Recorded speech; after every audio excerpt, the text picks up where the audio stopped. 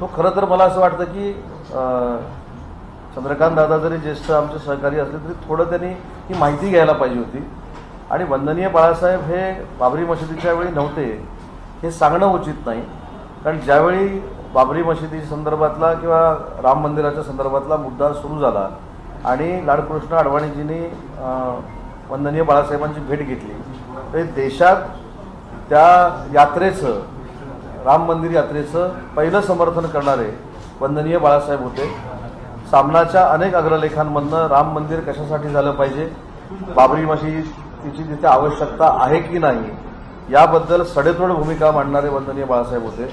त्याच्यामुळं चंद्रकांत दादा पाटलांनी जे काल बाबरी मशिदीच्या बाबतीत वंदनीय बाळासाहेबांचा काही संबंध नव्हता असं जे काही वक्तव्य केलेलं होतं त्याच्याशी आम्ही कुठेही सहमत नाही.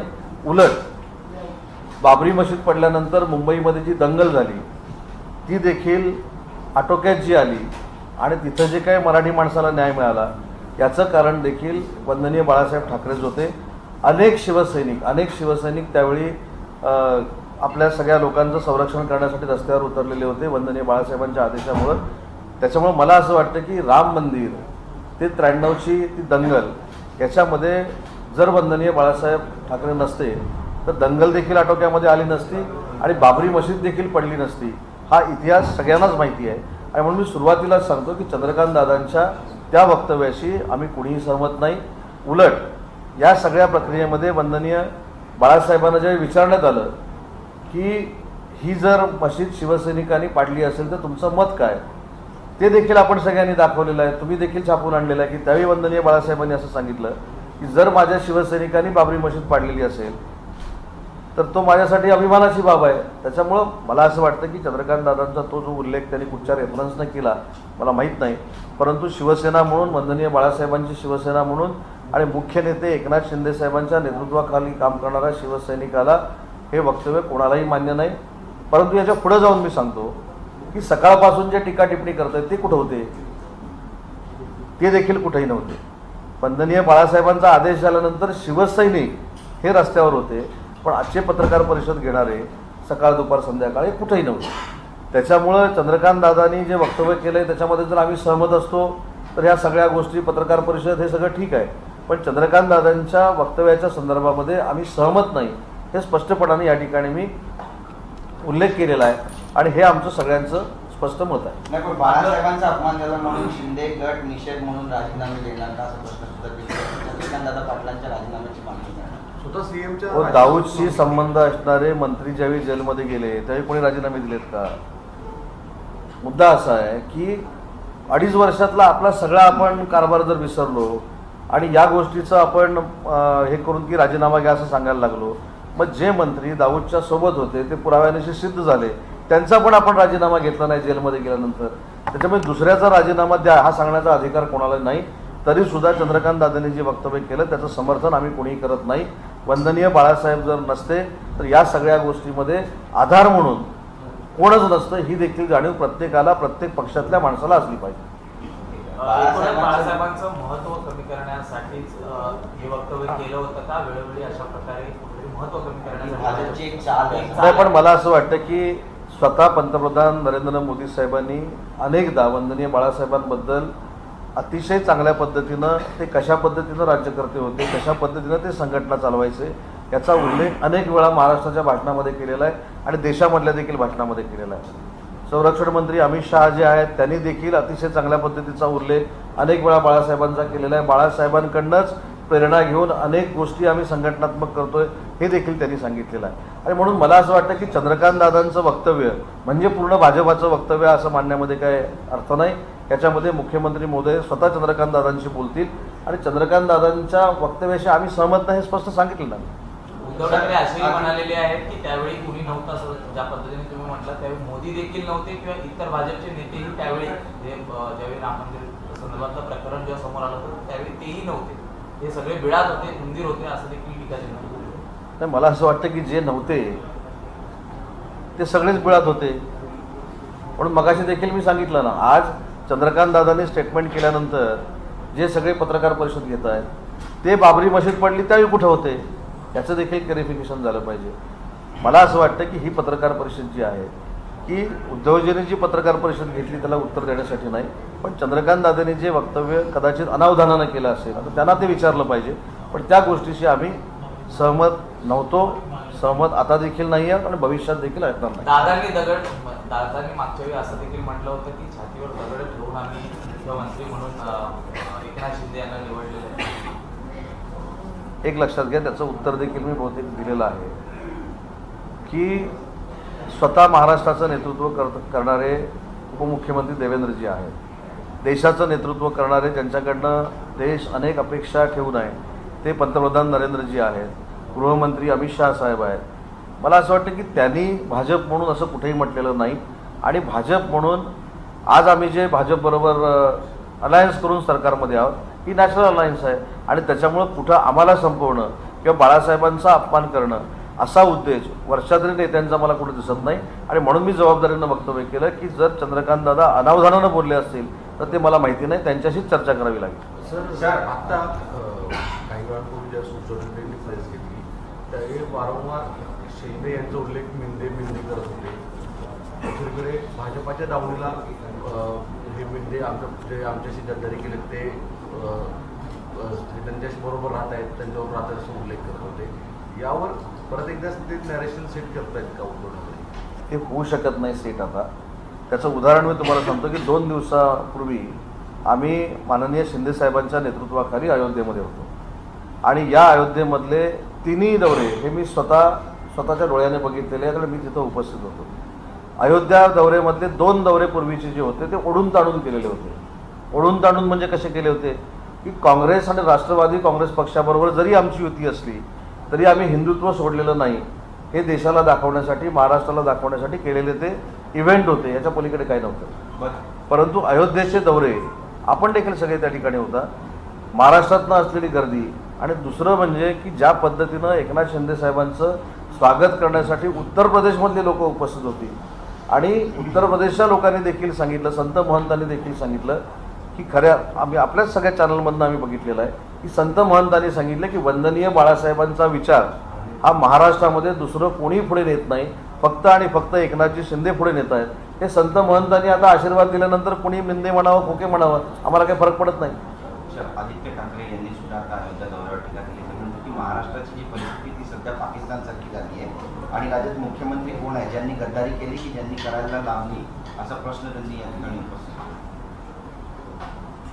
2 दिवसापूर्वीचा जो अयोध्या दौरा झाला त्याच्यामुळं प्रत्येकाला प्रत्येकाचं अस्तित्व आता कळायला लागलेलं आहे. आता बघा 8-15 दिवसामध्ये हे शब्द जे प्रयोग बाजूला झाले होते ते परत ओथट झालेले शब्द गद्दार, खोके, मिंदे हे परत यायला सुरुवात झालेली आहे. त्याच्यामध्ये EVMवर त्यांनी देखील पत्रकार परिषदेमध्ये शंका व्यक्त केलेली आहे. पहिली गोष्ट की महाविकास आघाडीतलेच नेते EVMवर विश्वास व्यक्त करतात. महाविकास आघाडीतलेच काही नेते EVM नको म्हणून सांगतायत. माझं म्हणणं आधी स्वतः एकमत करावं, कोण कुठच्या सभेला महाविकास आघाडीच्या आले नाहीत त्याचा अभ्यास करावा, ते किती नाराज आहे त्याचा अभ्यास करावा आणि मग महाविकास आघाडी विरुद्ध शिवसेना भाजप अशा पद्धतीनं मुकाबल्याला सज्ज व्हावं. मला असं वाटतं की ज्यांनी पत्रकार परिषद घेतल्या त्या फक्त अयोध्येचा दौरा यशस्वी झाला म्हणून घेतलाय. पण मला अभिमान आहे मुख्यमंत्र्यांचा की रात्री 3 वाजता आल्यानंतर दुसऱ्या दिवशी सकाळी 10 वाजता महाराष्ट्र राज्याचे मुख्यमंत्री शेतकऱ्याच्या बांधावर होते. आज देखील संभाजीनगर, छत्रपती संभाजीनगर आणि धाराशिवला शेतकऱ्यांच्या ते बांधावर आहेत. त्याच्यामुळं त्यांना असं वाटलं होतं की एक दौरा झाल्यानंतर 8 दिवस विश्रांती हा जो काय पॅटर्न आहे त्या पॅटर्नला मुख्यमंत्र्यांनी ऑलरेडी छेद दिलेला असल्यामुळं जे अपेक्षित होतं ते घडतंय आणि महाराष्ट्रातले शेतकरी एकनाथ शिंदे साहेबांवर विश्वास ठेवत आहेत. ही देखील फार मोठी पोटदुखी आहे.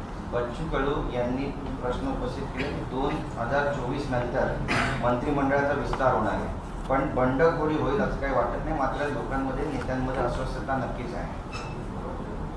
ठीक आहे, मंत्रिमंडळाच्या विस्तारावर आपण नंतर बोलू, कारण ही आता जी पत्रकार परिषद आहे ती फक्त आणि फक्त वंदनीय बाळासाहेबांचा जो विचार आहे तो बाबरी मशिदीच्या वेळी काय होता, मुंबईच्या दंगलीच्या वेळी काय होता या संदर्भातलं स्पष्टीकरण करण्यासाठी होतं. आणि म्हणून मी सांगितलं की या सगळ्या बाबतीमध्ये जी काय वक्तव्य झाली त्याच्याशी आम्ही सहमत नाही. वंदनीय बाळासाहेबांचाच विचार एकनाथ शिंदे पुढे घेऊन जात आहे हे अयोध्येतल्या शेकडो संत महंतांनी सांगितलेलं आहे. त्याच्यामुळं महाराष्ट्रातल्या कुठच्याही नेत्याची आम्हाला सर्टिफिकेटची आवश्यकता नाही. आणि 2.5 वर्षामध्ये अशा पद्धतीचे फील्डवर जाऊन दौरे कुठेही झाले नाहीत. कोणीही कोणाला शेतकऱ्यांना भेटलं नाही, कारण त्यावेळी आम्ही देखील मंत्रिमंडळामध्ये होतो. त्याच्यामुळं आज देवेंद्रजी असतील, मुख्यमंत्री एकनाथजी शिंदे असतील, हे लोकांमध्ये जाऊन लोकांना भेटत आहेत. हीच पोटदुखी काही लोकांना फार मोठ्या पद्धतीनं निर्माण झाली. एक शेवटचा प्रश्न, स्वातंत्र्यवीर सावरकरांबद्दल आज मुख्यमंत्र्यांनी सुद्धा ट्विट केलेलं आहे आणि 28 मेचा जो दिवस आहे तो स्वातंत्र्यवीर सावरकर गौरव दिवस म्हणून साजरा केला. कशी पद्धतीची तयारी असणार आणि मुंबईत काय काय पाहणार? नाही, त्याच्याबद्दल मला आधी पत्रकार परिषदेला माझ्यांना एक विचारायचं आहे, ही बुद्धी त्यांना का झाली नाही?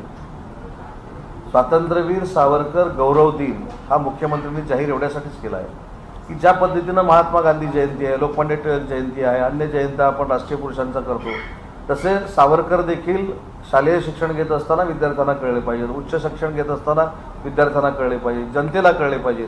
त्याच्यातनं शासनाचे देखील स्वातंत्र्यवीरांवरचे कार्यक्रम झाले पाहिजेत. यासाठी हा दिवस 28 मे हा दिवस स्वातंत्र्यवीर गौरव दिन हा साजरा करण्याचा निर्णय मुख्यमंत्री आणि उपमुख्यमंत्र्यांनी घेतलेला आहे. मला असं वाटतं की याला काम म्हणतात, म्हणजे दिलेला शब्द पूर्ण करणं, म्हणजे करून दाखवलं कशाला म्हणतात, तर ते याला म्हणतात की स्वातंत्र्यवीर गौरव दिन हा मुख्यमंत्री आणि उपमुख्यमंत्र्यांनी जाहीर केला. सर, हिंदी में एक सवाल, एनसीपी प्रमुख शरद पवार ने स्वतंत्रवीर सावरकर को लेकर बयानबाजी ना की जाए इस तरह की चेतावनी अपने बैठक में दी थी. राहुल गांधी को भी बोला था. बावजूद उसके वायनाड में देखा जा रहा है कि सावरकर के खिलाफ पोस्टरबाजी हो रही है और महाविकास आघाड़ी इसके ऊपर कुछ बोल नहीं रही.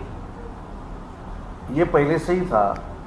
9 महीने पहले एकनाथ शिंदे साहब ने उठाव इसलिए किया था कि स्वतंत्रवीर सावरकर की जी जो रणनीति थी वो देश के स्वतंत्रता के लिए थी.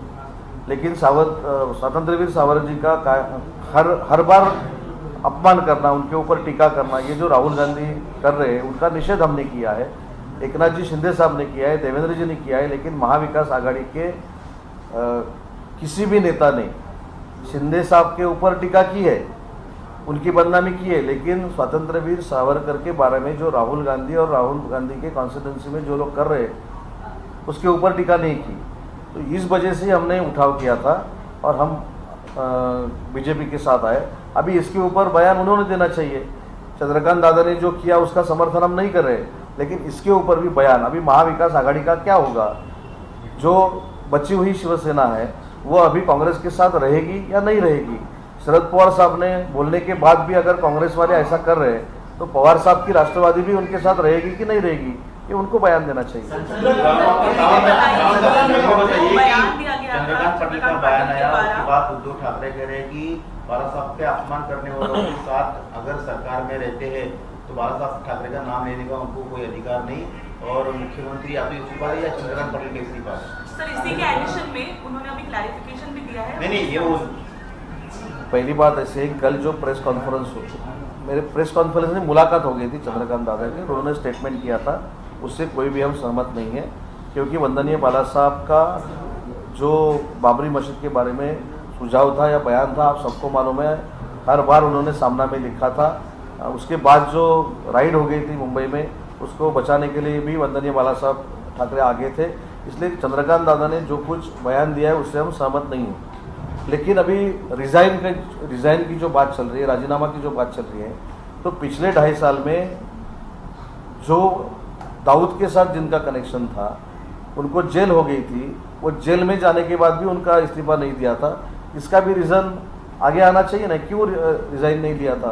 तो ठीक है, रिज़ाइन के बारे में जो कुछ करना है, क्या करना है, आगे कैसा जाना है, उनसे क्या बात करना है, वो मुख्यमंत्री एकनाथ जी शिंदे और देवेंद्र जी पक्का करेंगे. उनका कहना है कि ये जो लोग अभी बोल रहे हैं कहीं नहीं थे, चाहे केंद्र के बीजेपी के लोग हो या राज्य के हो, ये सब चीजें बीच में छुपे हुए थे. नहीं, ये कहाँ थे जब बाबरी मस्जिद गिरी थी? तब प्रेस कॉन्फ्रेंस लेने वाले सब कहाँ थे? इसका भी खुलासा होना चाहिए. सर, चंद्रकांत पाटिल ने जो है क्लैरिफिकेशन भी दिया है. उन्होंने कहा है मैं बात करूंगा फोन करके उद्धव ठाकरे से. उन्होंने कहा है कि ये सब कोई पार्टी के नहीं थे, बट विश्व हिंदू परिषद के बैनर के नीचे सारे कार्यकर्ता गए थे वहाँ बाबरी मस्जिद में. नहीं, उन्होंने क्या बयान देना है, क्या नहीं देना है, ये उनकी जिम्मेदारी है. नहीं, उनको क्लेरिफिकेशन करना चाहिए ना, क्योंकि इतिहास ये दिखाता है कि जो वहाँ केस दाखिल हुए थे उसमें बाला साहब भी थे. मैंने नाम भी बताया ना आपको. कौन कौन थे। आडवाणी साहब पहली बार महाराष्ट्र में जब रैली के बैकग्राउंड पे आए तो पहला समर्थन देश में वंदनीय बाला साहब ने किया था। तो इसका बयान चंद्रकांत दादा ने देना चाहिए और उनके बयान से, कल के बयान से हम सहमत नहीं हैं। क्या ऐसे बयान से शिवसेना और बीजेपी के बीच दरार आ सकती है? नहीं, मैंने बोला कि नरेंद्र मोदी साहब तो ऐसे नहीं बोल रहे, अमित शाह साहब तो ऐसे नहीं बोल रहे, नड्डा साहब तो ऐसे नहीं बोल रहे, हमारे महाराष्ट्र के जो बीजेपी के नेता हैं वो देवेंद्र जी तो ऐसे नहीं बोल रहे। तो ये जो चंद्रकांत दादा का बयान है वो मेरे ख्याल से उनका पर्सनल रहेगा, पार्टी का नहीं है। इससे पहले उन्होंने बयान दिया है उन्होंने ये कहा है कि मैं खुद उद्धव ठाकरे से बात करूंगा अभी इस बारे में और मेरे मन में ऐसे बाला साहब के प्रति अनादर नहीं हो सकता है। मैंने उस मुलाकात में बाला साहब के प्रति सम्मान भी व्यक्त किया था और मेरा कहने का मतलब ये था कि वो संघर्ष व आंदोलन विश्व हिंदू परिषद के नेतृत्व में हुआ था, उसमें सभी हिंदुत्ववादी लोग शामिल थे, सब पार्टी के लोग शामिल थे। नहीं, ठीक है ना, वो उनका बयान है, उनका क्लेरिफिकेशन है, लेकिन हमने जो सेंटेंस देखा है और जो माहौल बन गया है उसके बारे में हमने बोला है कि वंदनीय बाला साहब उसमें नहीं थे।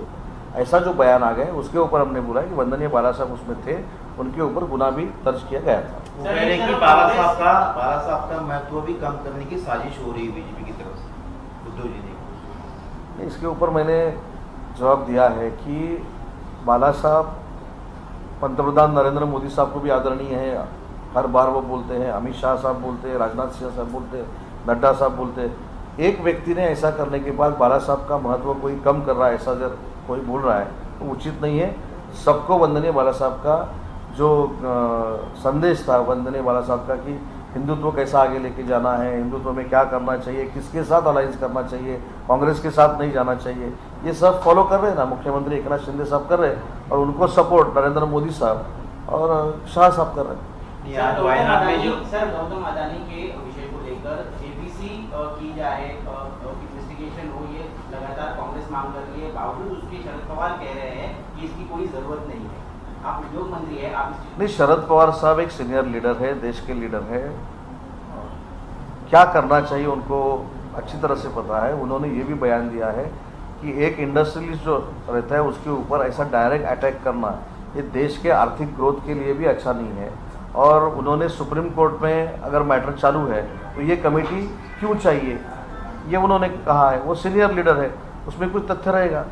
लेकिन कांग्रेस ये कह रही है, कल पृथ्वीराज चौहान ने कहा कि ये बीजेपी की और मोदी जी की चाल है कि विपक्ष की किसी बड़े नेता को खड़ा कर दो और उनका समर्थन करवाने। यही मैं बोल रहा हूँ कि प्रेस कॉन्फ्रेंस लेके सिर्फ शिंदे शिंदे शिंदे, फडणवीस फडणवीस फडणवीस ये करने के बजाय महाविकास आघाड़ी में क्या चल रहा है, नाना पटोले साहब क्यों नहीं थे मीटिंग में, ये भी क्लैरिफिकेशन होना चाहिए। अभी पृथ्वीराज बाबा अगर ऐसा कर रहे हैं कि शरद पवार साहब के मुँह से ये जो आता है वो नरेंद्र मोदी साहब और अमित शाह बोल रहे हैं, तो ये महाविकास आघाड़ी में क्या चल रहा है ये तो क्लैरिफिकेशन होना चाहिए। तो महाविकास आघाड़ी में कुछ भी अलबेल नहीं है, 2 साल बाद शिंदे और फडणवीस ही रहेंगे। नहीं, ये भी बातें सामने आ रही है और कहा गया है कि कुछ एनसीपी के नेता बीजेपी में शामिल हो सकते हैं आने वाली दिनों में, संपर्क में है। सुधीर धवन में ऐसा कहा। उनका स्वागत है, बीजेपी वाले करेंगे, हम भी करेंगे युति करके। या आपके भी कोई संपर्क में है, मतलब शिवसेना के? शिवसेना के जो मुख्य नेता है एकनाथ शिंदे साहब के संपर्क में मैंने बोला है कि आपको आगे आगे पता चलेगा एनसीपी के कौन है, जो बचा हुआ सेना है उनमें से कौन है, कांग्रेस में से कौन है, और आपको पता चलेगा कौन है, कितने लोग हैं, कहाँ मिलते हैं, कैसे मिलते हैं, कहाँ मिले हैं, आपको आगे आगे पता चलेगा।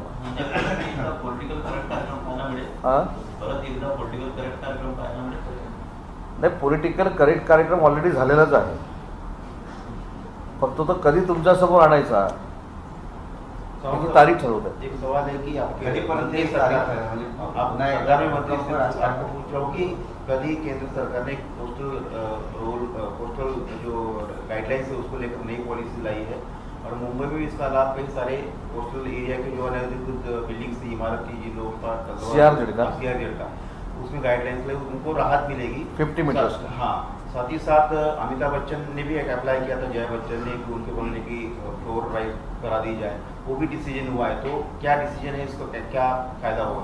नहीं, अभी क्या डिसीजन हो गया है, CRZ का क्या रूल आया है मेरे को पता नहीं है, लेकिन अगर जो स्टेट गवर्नमेंट ने भेजा था 50 मीटर का, अगर जो आया रहेगा तो मेरे ख्याल से जो कोस्टल बेल्ट है जहाँ से मैं चुन के आता हूँ, रत्नागिरी कॉन्स्टिट्यूंसी रहेगा, गुआगर रहेगा, मालवण रहेगा, उधर बेंगलुरु रहेगा, यहाँ घोड़बंदर और ये बम्बई के सब जो MLAs है उनके कोस्टल बेल्ट में जो फिशरमैन रहते हैं उनको बहुत ये अच्छा निर्णय उसका फ़ायदा होगा।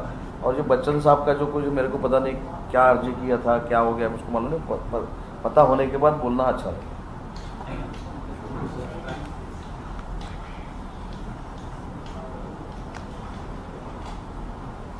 चलो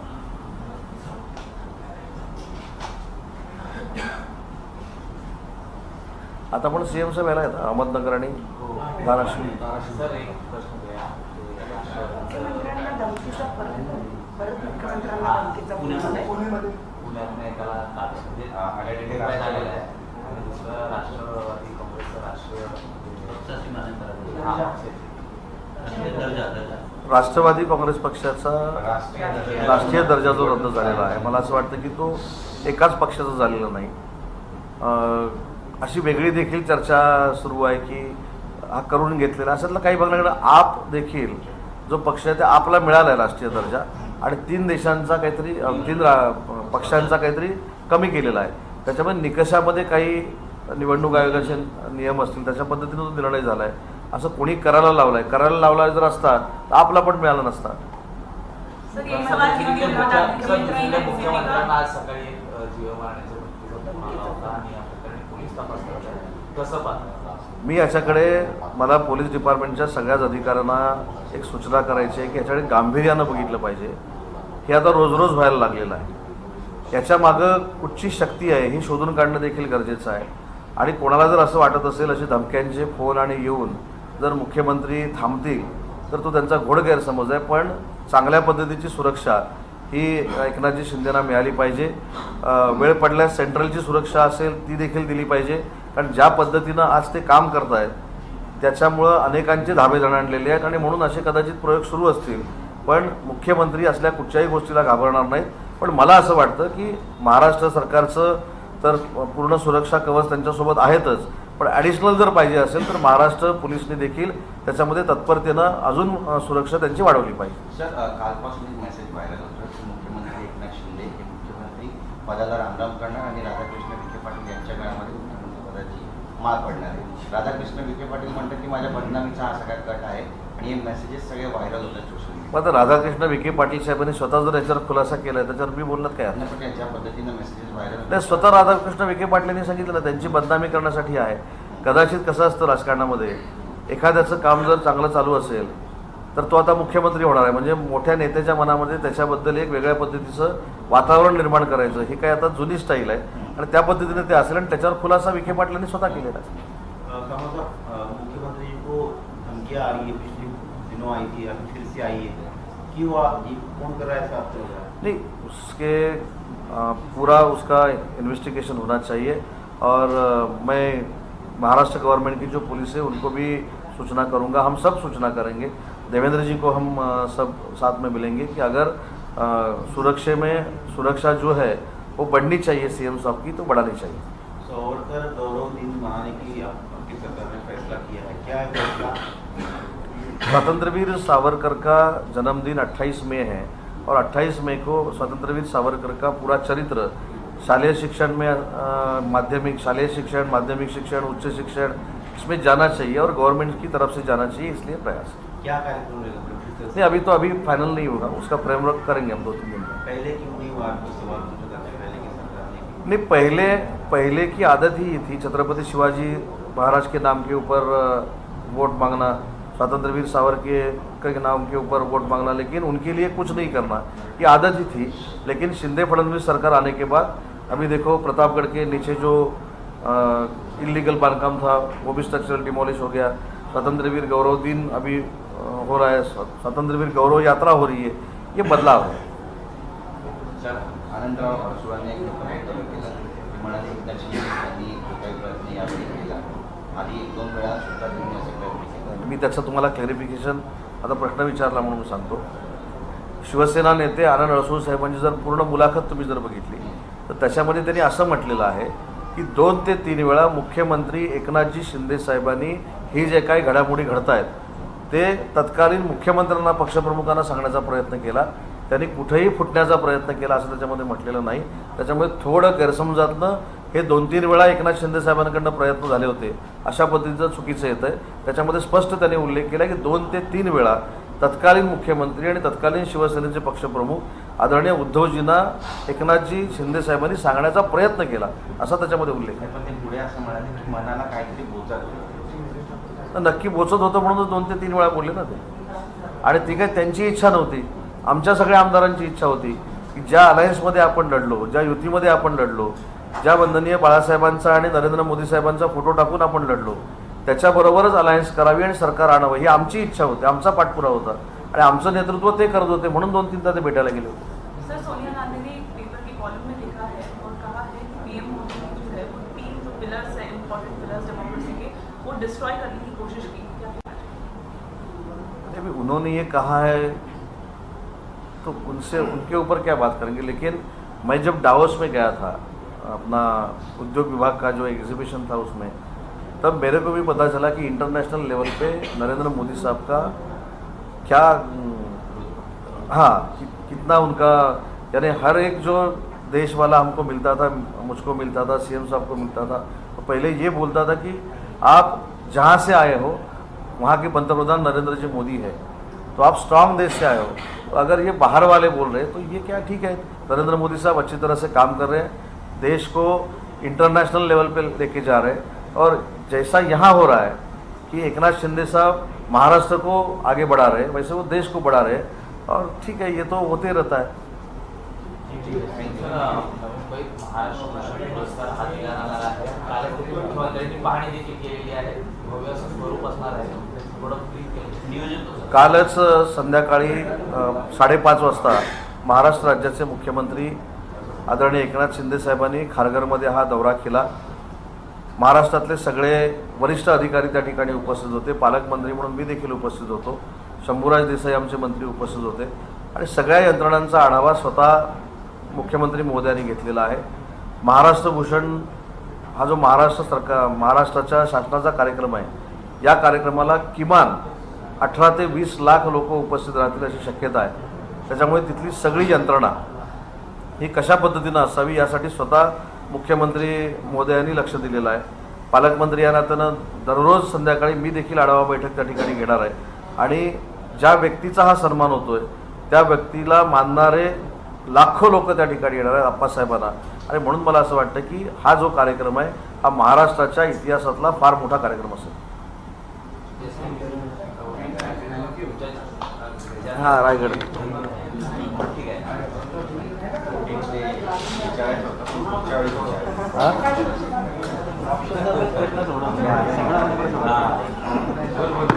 100पैकी 110 येणार ना. काय झालं तुम्हाला सांगतो. हे माझा फोन वाजतो बघ. काय झालं तुम्हाला सांगतो. नाही खरं सांगतो, इतकी वाईट परिस्थिती